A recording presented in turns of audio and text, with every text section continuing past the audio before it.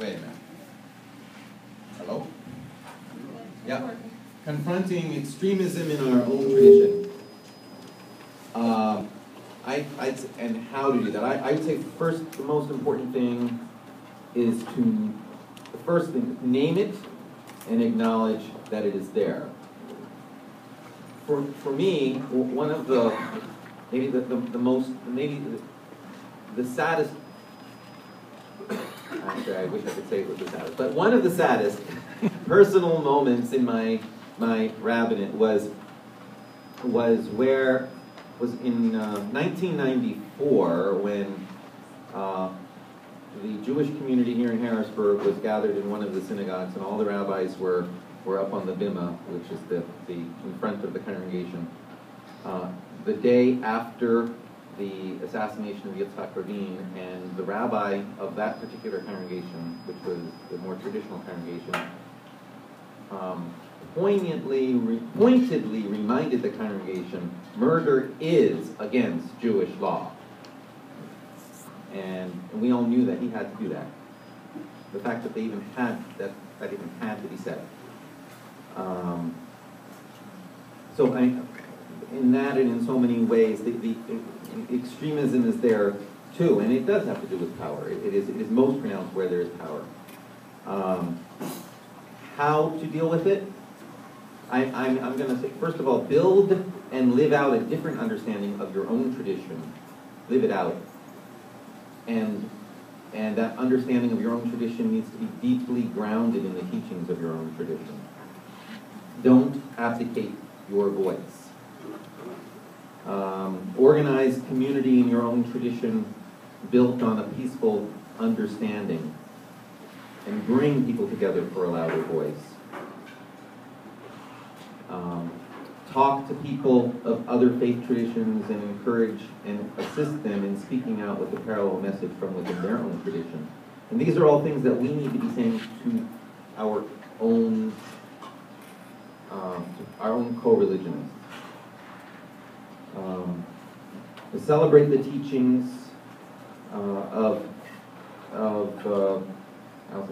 my own tradition while challenging fear and narrowness. Fear of the other, and fear of how others are, as you said, each tradition is a threat of the other tradition. I think Jews feel that threat on a number of levels, or feel threatened, just by the logic, not the logic, but the social dynamics of being a minority, and then of the fear of being targeted for violence, and that strengthens the tendency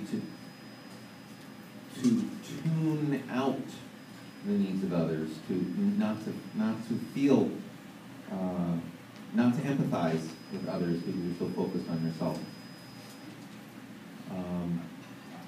We need to be, and also to recognize that in our own tradition, because it's in all tradition, the flame of faith can both enlighten and burn, and it has burned people many times.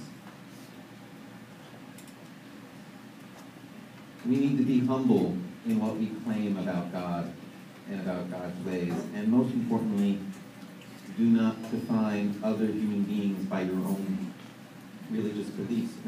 And our religious traditions, we can do that. The most frightening Jewish theologies I know are those which which try to get into ontology, the nature of being, and that so somehow there's a different aspect to a Jewish soul. And in my experience, this is not a common theology, but it is one that when I come across it, I find frightening. Because it leads to defining others in your own terms. But we need to remember that human beings are made in the image of God, and we are commanded not to construct any images of God. Images are idols, are no gods. And it was Abraham Joshua Heschel who suggested maybe God looks like human dignity. So do not rob another human being, therefore, of his or her dignity, all the more so causing bodily harm or, God forbid, committing murder.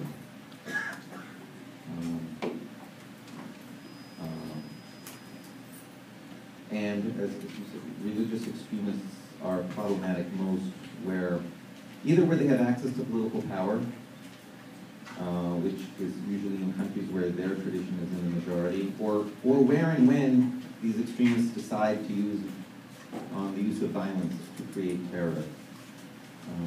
So for Jews, the issue is largely most pronounced regarding Israel, which is the only political entity where Jews create the majority. There's 5 million Jews in Israel, about 5 million Jews in the United States, and about 3 million Jews in the rest of the world. So outside of Israel, we still need to confront our own extremists, but for 2 reasons. One, so that they don't strengthen the extremists within Israel, and then for ourselves and for our neighbors as a teaching example for ourselves and our other co-religionists. We know its need because of 2,000 years of living scattered throughout the Middle East, and the West, as a religious minority, and we as Jews, must not forget that lesson.